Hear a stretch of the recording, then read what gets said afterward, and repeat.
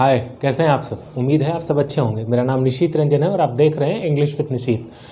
आज 11वां दिन है और हम लोग 1 से लेके 11 दिन तक का सफ़र पूरा कर चुके हैं और इसी क्रम में हम लोग वर्ड्स और पढ़ेंगे। लेकिन एक इम्पॉर्टेंट अनाउंसमेंट है जो आपके लिए है। अनाउंसमेंट ये है कि ऐसे बहुत सारे बच्चे हैं जो क्लास तो रेगुलर कर रहे हैं लेकिन उन्हें कुछ प्रॉब्लम है, कुछ परेशानियां हैं सेंटेंस को लेके या फिर आगे की तैयारी को लेके कि हम अपना कम्युनिकेशन स्किल, हम अपना स्पोकन कैसे इम्प्रूव करें, क्या इन्वॉल्वमेंट मिलेगा, हम अपनी प्रैक्टिस कैसे कर पाएंगे। तो उनके लिए एक संडे को गूगल मीट पे या जूम ऐप पे एक क्लास ओपन कर रहे हैं। वो क्लास का कोई चार्ज नहीं है, दैट एनीवन कैन ज्वाइन। आप सब कर सकते हैं, जो रेगुलर व्यूवर्स हैं, जो रेगुलर क्लास कर रहे हैं वो देख सकते हैं वहाँ से। उनको जो डेली वर्ड्स पर भेजते हैं उनके लिए क्लास होगा। उनको जो भी डाउट्स होगा, whatever the doubts are concern, उस दिन हम लोग वो पूरे डाउट की बात करेंगे और कुछ आगे बात करेंगे कि इम्प्रूव कैसे करना है, रीडिंग स्किल्स कैसे बढ़ानी है, लिसनिंग के लिए क्या क्या करना है और कैसे इम्प्रूव करना है अपनी पढ़ाई को और कैसे आगे लेके जाना है। That everything will discuss. वो एक लाइव डिस्कशन होगा आपके साथ, वहाँ पे होगा जहाँ पे हम आपसे रूबरू हो पाएंगे। दैट ये संडे को, ठीक है, ये संडे करें, अगले संडे करें, मतलब यही 2 डेट प्रोबेबल है और ये हर संडे को कंटिन्यू करेंगे। अगर इस संडे हम ना भी कर पाएँ तो एवरी संडे ये कंटिन्यू होगा उन बच्चों के लिए जिनको दिक्कत हो रहा है सेंटेंस में, या पता नहीं कि हम सेंटेंस सही बनाए गलत बनाए। बहुत लोगों का तो सॉल्यूशन मिलता भी है, बहुत लोगों को नहीं मिल पाता है। तो उन सबों के लिए एक कंबाइंड एफर्ट ये कर दिया गया कि आप चलो सैटरडे संडे को किसी एक दिन आपको लिंक मिल जाएगा और वो लिंक परमानेंट रहेगा। आप एक टाइमिंग बता देंगे आपको, उस टाइम पे आप आके और वहाँ से हम लोग अपनी क्लासेस करेंगे। वो एक रैंडम टाइम नहीं होगा, आपको पहले बता दिया जाएगा, प्री इन्फॉर्म्ड होगा, इस टाइम में आप क्लास करेंगे। तो चलिए बिना बातचीत किए अब चलते हैं अपने क्लास की तरफ और आज का देखते हैं वर्ड्स, है ना। आज का मेरा पहला वर्ड है फैसिलिटी है। ऐसा कि हम बात करते हैं कि हम क्या क्या सुविधाएं देंगे, कौन कौन सी फैसिलिटीज़ होगी। तो पहला फैसिलिटी है, इसको फैसिलिटी नहीं पढ़ना, फैसिलिटी। राइट प्रोनाउंसिएशन इज एक नाउन है, इसका मतलब होता है सुविधा, है ना। तो कह सकते हैं our town has excellent sports facilities. हमारा जो टाउन है वहाँ पे एक्सेलेंट स्पोर्ट फैसिलिटीज़ है, उम्दा तरह का स्पोर्ट की फैसिलिटीज़ है। हम लोग पढ़ाई की फैसिलिटी की तो बात करते ही हैं, स्पोर्ट्स की बात कर लें, वहाँ पे एक उम्दा स्पोर्ट्स की फैसिलिटीज़ है ना। और teacher provides right excellent facility in spoken. हमारे जो टीचर हैं वो एक्सेलेंट फैसिलिटीज़ प्रोवाइड करा रहे हैं, कहाँ पे, स्पोकन सीखने के लिए। राइट, तो दैट इज़, तो आप ये सेंटेंस बना सकते हैं। फॉल्स, फॉल्स का मतलब होता है गलत, ये एक एडजेक्टिव है। ये कहा जा रहा है, दूसरा सेंटेंस है, I think the information you have been given is false. आपने जो इन्फॉर्मेशन दिया है वो क्या है, वो गलत है, फॉल्स है ना। एक्सप्लोर, इसको एक्सप्लोर नहीं पढ़ना, एक्सप्लोर, इसकी एक वर्ब है। इसका मतलब होता है कि किसी भी जगह पे, एक्सप्लोर का मतलब क्या, आप किसी भी जगह पे जाके उस जगह के बारे में जानकारी जुटा रहे हैं। राइट, किसी भी जगह की विषय में जानकारी लेना, उसका भ्रमण करना, वहाँ जाना और उसके बारे में जानना, दैट इज कॉल्ड एक्सप्लोर। इसको एक्सप्लोर करते हैं, इस पर आपको सेंटेंसेस बनाने हैं। राइट, इसमें मैंने सेंटेंस नहीं दे रखा है, तो ये आपके लिए, ये आपको बनाना है। ऐसे तो सब भी बनाना है लेकिन ये आपको खुद से तैयार करना है सेंटेंस। राइट, इसके लिए कोई स्पेशल सेंटेंस नहीं बनाया मैंने। किसी भी जगह पे, मतलब एक्सप्लोर का मतलब ये कि किसी भी जगह पे जाके हम उस चीज़ के बारे में जानकारी लेते हैं, घूमते हैं और उसके बारे में जानते हैं, दैट इज़ कॉल्ड एक्सप्लोर। उसको एक्सप्लोर कहा जाता है। राइट, फैमिलियर, इसको फैमिलियर नहीं पढ़ना है, that is called familiar, adjective है। फैमिलियर मतलब होता है कि हम जाना पहचाना है। अब meaning of familiar is what, जैसे हम ये देखा जाना पहचाना लग रहा है, ये चीज़ हम जानते हैं, फैमिलियर है, तो that is the meaning of, इसका मतलब फैमिलियर है। जैसे कहें people in Bihar aren't very familiar with Chinese music. Bihar के जो लोग हैं वो बहुत फैमिलियर नहीं हैं चाइनीज़ म्यूज़िक। कैसे, तो हम कह सकते हैं कि हॉलीवुड म्यूज़िक के भी बहुत फैमिलियर नहीं है, लेकिन मैंने चाइनीज़ लिखा है कि चूँकि बहुत उटपटांग सा होता है कुछ, ठीक है, तो क्या रखा है कि people in Bihar aren't very familiar with Chinese music. जो बिहार के लोग हैं वो बहुत फैमिलियर नहीं होते हैं, बहुत उनको उससे रूबरू नहीं होते, किससे, चाइनीज़ म्यूज़िक से। उनको कैसा पसंद होता है, भोजपुरी पसंद होता है, अच्छा वाला भोजपुरी। अभी तो कंट्रोवर्सी चल रहा है भोजपुरी में भी, आप देख ही रहे होंगे। Next one is famous, famous है ना, प्रख्यात। प्रख्यात और कुख्यात 2 वर्ड है। फेमस हम किसके लिए यूज़ करेंगे, फेमस क्या उन लोगों के लिए यूज़ कर सकते हैं जो गलत काम के लिए आगे हैं, बिल्कुल नहीं। फेमस हम उनके लिए यूज़ करते हैं जो अच्छे कामों में आ गए हैं, जो वहाँ पे अपना मुकाम हासिल किया, वो बोलेंगे फेमस पर्सनालिटी है ना। एपीजे अब्दुल कलाम के लिए यूज़ करेंगे फेमस है, ठीक है, तो उनके लिए हम फेमस का यूज़ करते हैं। तो जो अच्छे कामों के लिए दुनिया में फेमस हैं, जाने पहचाने हैं, उनके लिए हम किसका यूज़ करते हैं? फेमस का यूज़ करते हैं, राइट। तो मैंने लिखा है कि Lata Mangeshkar is a famous singer. Lata Mangeshkar कैसे सिंगर? प्रसिद्ध सिंगर है, जानी पहचानी, सबकी चहेते सिंगर है लता दी। That I am talking about her. Fault, fault, fault नहीं बोलना, फॉल्ट, फॉल्ट प्रोनाउंसिएशन क्या? फॉल्ट। फॉल्ट का मतलब दोष है ना, कि one of my fault is that I always late. मेरा फॉल्ट क्या है, मेरी गलती क्या है ना, मेरा दोष क्या है? दोष मतलब ही गलती, गलती। मेरा जो दोष है वो क्या होता है कि हम हमेशा लेट होते हैं, है ना, समय पे नहीं होते, हमेशा लेट होते हैं। That is my fault. Fantastic, fantastic नहीं पढ़ना। देखिए प्रोनाउंसिएशन क्या है, it is this particular word, how to pronounce that, not fantastic, fantastic, fantastic, fantastic. तो क्या है? फंटास्टिक, बहुत अच्छा, ठीक है ना। से इज़ अ फंटास्टिक स्विमर, वो कैसे स्विमर है? फंटास्टिक स्विमर, बहुत अच्छे स्विमर है। He is a fantastic speaker, वो कैसे स्पीकर है? फंटास्टिक स्पीकर है। He is a fantastic teacher, वो कैसा टीचर है? फंटास्टिक टीचर है। He is a fantastic player, वो कैसा प्लेयर है? फंटास्टिक प्लेयर है। This shot is very fantastic, वो कैसा शॉट था? फंटास्टिक था, बहुत अच्छा था। तो बहुत अच्छा के लिए आप क्या यूज़ कर सकते हैं? वेरी गुड के जगह पे फंटास्टिक का यूज़ कर सकते हैं, मज़ा आ जाएगा, राइट। फियर, फियर का मतलब होता है डर, भय, है ना। He was seeking with the fear with the accident, ये नाउन भी है और वर्ब भी है। ये जो सेंटेंस यूज़ करा गया है ये एज ए नाउन यूज़ करा गया है। He was shaking with fear after the accident, है ना। दूसरा जो सेंटेंस है वर्ब है, द गवर्नमेंट फियर्स दैट। यहाँ देखिए ये जो फियर है वर्ब की तरह यूज़ किया गया, fears that it will lose the next election. Government को डर है कहीं दूसरा इलेक्शन वो क्या ना कर दें, लूज़ ना कर दें। उम्मीद तो ऐसा ही लग रहा है, ठीक है। That is feature. ये क्या कह रहा है? किसी का इम्पॉर्टेंट पार्ट जो है उसको कहते हैं। जैसे ये नाउन भी है वर्ब भी है ना। कह रहा है कि mountains and lakes are the main feature of Kashmir. Kashmir का जो इम्पॉर्टेंट फीचर्स है वो क्या है? लेक है और वहाँ का माउंटेन है, इसीलिए वो क्या है? महत्वपूर्ण पार्ट है, इम्पॉर्टेंट पार्ट है, तो वो कहेंगे। और इसका एक और मतलब होता है जो वर्ब की तरह यूज़ करते हैं, किसी का अंश बनना, किसी का हिस्सा बनना। That is meaning of verb, उसको वर्ब की तरह यूज़ करते हैं। तो लिखा सेंटेंस क्या बनाया मैंने? Does marriage feature in your future plan. क्या मैरिज क्या करता है?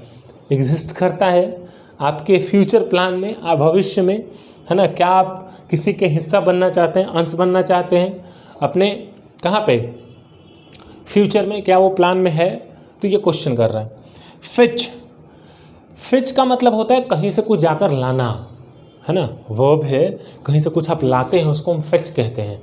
तो फिच के लिए जो सेंटेंस बनाया है, शैल आई फिच यू योर कोट। क्या मैं आपका कोट लाऊं? सिंपल है, शैल आई फिच यू योर कोट। क्या मैं आपका कोट ले आऊं? तो that is the meaning of Fitch. Fitch का मतलब क्या हुआ? कुछ लाना, कहीं जाकर कुछ ले आते हैं, है ना। कहीं कपड़ा दिया हुआ है, कहीं कुछ, मतलब कुछ भी आप वहाँ से ले आते हैं, दैट इज कॉल्ड व्हाट? उसको हम फेच कहते हैं, ठीक है। चलिए आज हम लोग ग्रामर के सेक्शन में देखते हैं ऑक्सिलरी वर्ब्स। हम लोगों ने सेंटेंस की बातें कर ली, उसके पार्ट्स को जान लिया, है ना। अब हम लोग बात करेंगे ऑक्सिलरी वर्ब्स के बारे में। तो आइए देखते हैं क्या होता है। ग्रामर के सेक्शन में आज हम लोग बात करेंगे ऑक्सिलरी वर्ब का। ऑक्सिलरी वर्ब किसे कहते हैं? ऑक्सिलरी वर्ब उस वर्ब को कहते हैं जिससे जो हेल्प करता है। इसको हम हेल्पिंग वर्ब के नाम से भी जानते हैं, या इसको हम सहायक क्रिया के नाम से भी जानते हैं। किसके नाम से जानते हैं? इसको हम हेल्पिंग वर्ब के तौर पे भी जानते हैं। हेल्पिंग वर्ब, है ना, सहायता करता है। किसको सहायता करता है? मेन वर्ब को। तो वर्ब की कैटेगरी की अगर बात करेंगे तो प्राइमरी ऑक्सिलरी, मॉडल ऑक्सिलरी और मार्जिनल ऑक्सिलरी। आज जो हम लोग बात कर रहे हैं वो प्राइमरी ऑक्सिलरी की बात कर रहे हैं। इसमें 3 फॉर्म है, टू बी फॉर्म, उसके साथ टू हैव फॉर्म और टू डू फॉर्म। लेकिन आज यहाँ पे हम लोग बात करेंगे टू बी फॉर्म का, जिसमें क्या होता है? Am, is, are, was, were continuous tense के लिए होता है ना। एम का यूज़ जो एकदम सबसे बेसिक से हम लोग चल रहे हैं, एम का यूज़ कहाँ? प्रेजेंट में आई के साथ। इज का यूज़ प्रेजेंट कॉन्टिन्यूअस में सिंगुलर नंबर के लिए। आर का यूज़ प्रेजेंट कॉन्टिन्यूअस में प्लूरल के लिए, है ना। वॉज का यूज़ पास्ट कॉन्टिन्यूअस में सिंगुलर सब्जेक्ट के लिए। वर का यूज़ पास्ट कॉन्टिन्यूअस में प्लूरल सब्जेक्ट के लिए। आइए कुछ एग्जाम्पल से देख लेते हैं कि कैसे यूज़ करेंगे। जैसे I am writing a letter, है ना, I am writing a letter, मैं पत्र लिख रहा हूँ। तो यहाँ देख रहे हैं एम जो है आई एम का यूज़ हुआ है, I am writing a letter. अब यहाँ कहना है कि सर इसमें एक्जुलरी और मेन कौन, तो यहाँ देखिए राइटिंग जो है वो मेन वर्ब हो गया, तो एम जो यहाँ हो गया ये कैसा वर्ब हो गया, ये एक्जुलरी वर्ब है ना। इसी तरीके से इज़ का, इज़ देख लेते हैं, he is writing a letter, he is writing a letter. जैसे you are writing a letter, you are writing a letter. इसको हम लोग टेंस में और अच्छे से डील करेंगे, है ना। He was playing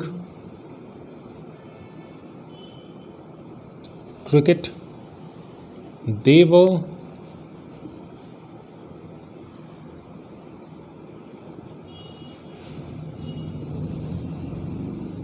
playing cricket. तो आप देख रहे हैं यहाँ पे ही का यूज़ हुआ है, यू के आर के साथ, ही का वर्स के साथ और दे का वर के साथ, है ना। ही जो है सिंगुलर सब्जेक्ट है, दे जो है वो प्लूरल है। यहाँ पे यू जो है वो दोनों में यूज़ होता है ना, सिंगुलर प्लूरल। तो यू के साथ हमारा का यूज़ करते हैं, ही जो है वो सिंगुलर सब्जेक्ट है। तो इस तरीके से इसका यूज़ है। इसमें जो मेन बात है वो ये है कि क्या इज एम आर जो है ये हेल्पिंग वर्ब के तौर पे कब काम करता है और एक्जुलरी वर्ब के तौर पे काम कब करता है। अभी जो ये कर रहा है ये हेल्पिंग वर्ब के तौर पे कर रहा है, चूँकि हेल्पिंग वर्ब है ना। लेकिन कभी कभी इज एम आर ये जो हमारा बी फॉर्म है ये कभी कभी मेन वर्ब के तरफ ही काम करता है। तो आज के इस सेक्शन में हम लोग ये देखेंगे कि एक्जुलरी वर्ब की तरह कैसे काम कर रहा है और मेन वर्ब के तरह काम कैसे कर रहा है। ठीक है, ये तो आपको यूज़ समझ में आ गया। ये एक जेन्युइन यूज़ है जो हम लोग टेंस में भी पढ़ेंगे, लेकिन इसका यूज़ मेन वर्ब की तरह कैसे होता है, आइए आज हम लोग इसकी डिटेल में देखेंगे कि एक्जुलरी वर्ब का जो यूज़ है वो मेन वर्ब की तरह कैसे हुआ है ना। तो एक्जुलरी वर्ब का यूज़ मेन वर्ब के तौर पे करते हैं। देखिए, जब एक्जुलरी वर्ब वो कब होगा, जब उसके साथ कोई मेन वर्ब होगा। एक्जुलरी वर्ब हम उस वर्ब को तभी कहेंगे जब उसके साथ कोई ना कोई क्या होगा, मेन वर्ब होगा, तभी वो एक्जुलरी वर्ब है। नहीं तो वो एक्जुलरी वर्ब नहीं है, उसके साथ तभी तो वो सहायता कर रहा है। और अगर वो नहीं है, इसी तरीके से समझना है जैसे क्रिकेट के ग्राउंड में दो कैप्टन है, एक कैप्टन है और एक वॉइस कैप्टन है। तो जब मेन कैप्टन है तो वॉइस कैप्टन क्या कर रहा है, उसको असिस्ट कर रहा है, उसको हेल्प कर रहा है, तो ये हेल्पिंग हो गया। लेकिन अगर वो नहीं है, मेन कैप्टन नहीं है, कभी कभी ऐसी परिस्थिति आती है मेन कैप्टन नहीं होता है, तो हेल्पिंग वर्ब जो है, जो वॉइस कैप्टन है वो मेन वर्ब का काम करेगा, मेन कैप्टन का काम करेगा। तो कैसे करता है मेन कैप्टन का काम, किन किन परिस्थितियों में करता है, उसी की बात कर रहे हैं, राइट।